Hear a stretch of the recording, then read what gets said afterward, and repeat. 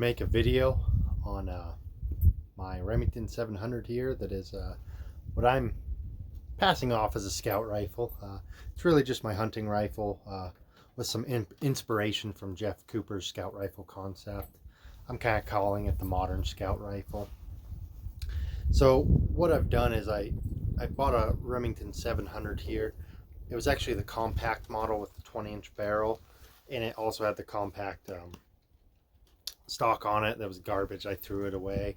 I put on a Bell & Carlson the fiberglass stock, and this is their sporter stock. It's kind of got some camouflage painted on it from their factory. It is very dense, very heavy aluminum bedding block. Shoots lights out though with it now.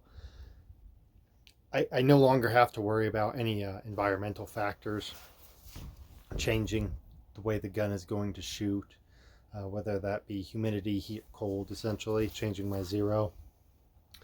A few other points with the stock. I've been on a hunt with a friend before, and he took a tumble with a traditional walnut stock on his rifle, and it shattered. A big part of the reason I wanted to buy a fiberglass stock is the robustness of it. Just having a rugged gun for the field, essentially. I've really only made some minor changes to the rifle. Got a Badger Ordnance bolt handle there. Had a gunsmith do that, pretty cheap, honestly. Other thing, I have the Viking Tactical PES sling. It's a really cool sling. It's super lightweight. Has this tab so you can really quickly cinch it down to get in it, pull it back to get out of it. And it's a strong enough sling to where you can do some really good positional shooting from it as well. So I really like that addition, and it's super lightweight. A lot of the hunting slings on the market are really heavy, might be leather. I don't want to absorb any moisture or anything like that. This pound's it's a little heavy. I wish it could go on a diet, but we can't. It's 8 pounds exactly. The Jeff Cooper concept called for 6.6 pounds for a scout rifle with an overall length of 39 inches. We do make the 39 inches overall length with the 20-inch barrel still. He called for a 19-inch barrel, and I custom ordered the stock with a 13-inch length of pull. Another one of Jeff Cooper's concepts was he wanted the whole rifle to be a non-reflective finish. I accomplished that with this rifle. Pretty cool. It's a good idea. It doesn't hurt to have. Remington's crummy bluing job is non-reflective. So yeah, there you have it. The scope I chose, I had zero interest in doing a long eye relief scope. I've had them. They suck. I'll be honest with you. They're terrible to shoot. Really hard to get used to. I opted for a 1x6. This is a Vortex Viper PST Gen 2 1x6 with the VMR 2 reticle. This is a milling scope. It's a milling reticle. That gives you a lot of capabilities that the original concept never had. I can range targets with this reticle. It is a rudimentary ranging reticle, but in a pinch you could get a good rough range estimate with it.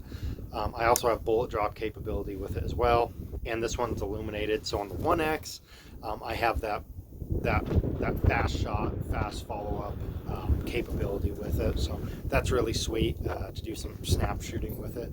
I'll probably do some drills in this video with it as well. But I think if Jeff Cooper was alive today, I'd be really surprised if he actually had a long eye relief scope on his scout rifle concept.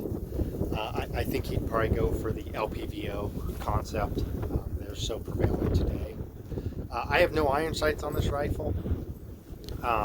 The main reason he had that back in the day is scopes sucked back then. They were highly unreliable. You needed a backup.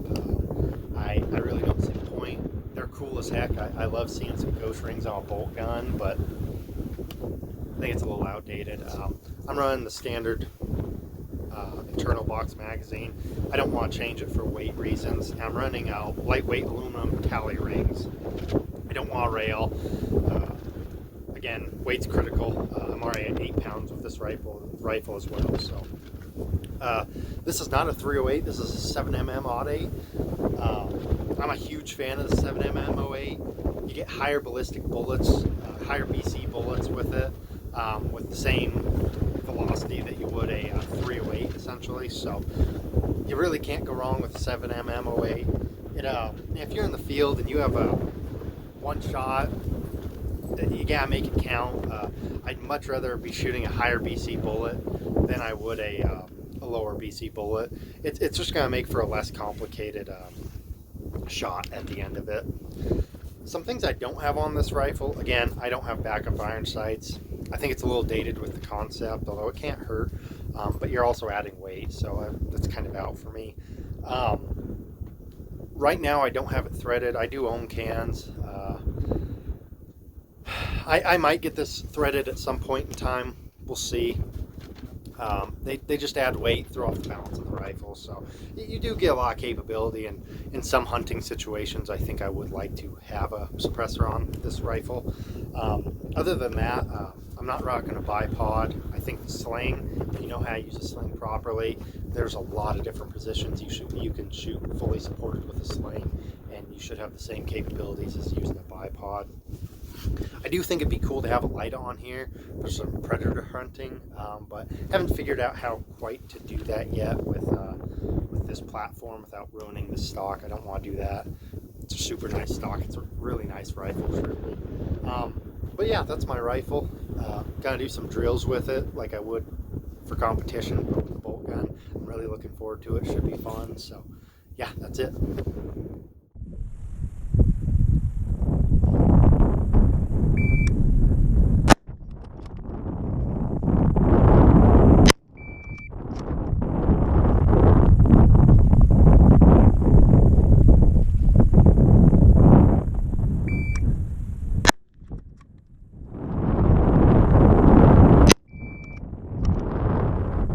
Oh, that's brutal. Running a bolt gun like you would a semi-auto is absolutely freaking brutal. Drill, 3 seconds, 50-yard mini USPSA target and a 15-yard mini USPSA target. So here we go.